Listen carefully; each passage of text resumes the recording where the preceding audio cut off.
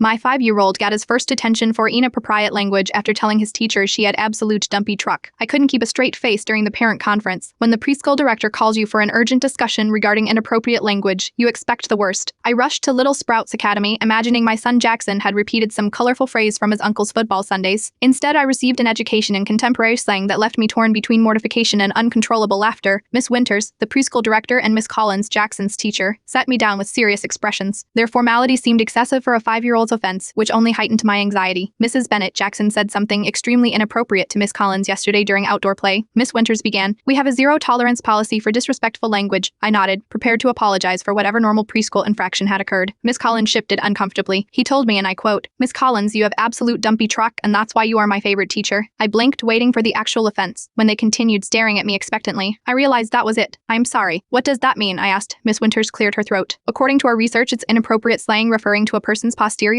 The effort not to laugh was physically painful. My son had essentially complimented his teacher's backside using excerpt terminology he couldn't possibly understand. Where would he even hear something like that? Miss Collins asked. The answer hit me immediately. Jackson's 16-year-old babysitter Emma, who watches excerpts constantly while caring for him. The same Emma who plays dance games with him and whom he absolutely adores. "Mrs. Bennett, we need to know you are taking this seriously," Miss Winters pressed as I struggled to maintain composure. "Absolutely," I managed, though my voice cracked. "I'll address this immediately." They brought Jackson in, looking tiny and confused in his dinosaur shirt. When asked to explain himself, his response only made it harder to keep a straight face. "Emma says Miss Collins is like with 2 C's and has dumpy truck. That means she's pretty and strong. She carries all our art projects and never gets tired." The literal interpretation minus associating his teacher's strength with an actual dump truck minus broke me. I snorted, which I tried to convert into an unconvincing cough. That evening, I had a gentle conversation with Jackson about appropriate school language, then a much more direct one with Emma about what she says around impressionable children. The next day, Jackson presented Miss Collins with an apology drawing of her as a super hatter carrying a literal dump truck full of art supplies. "Sorry I said you had dumpy truck. You're just really strong and nice." Miss Collins finally laughed, tension broken. She hung the drawing in the staff room where it reportedly became the highlight of their week. Sometimes the collision between adult understanding and childhood innocence creates moments of absurdity. We can only navigate with humor, and occasionally a dumpy truck compliment is the highest praise a 5-year-old can offer.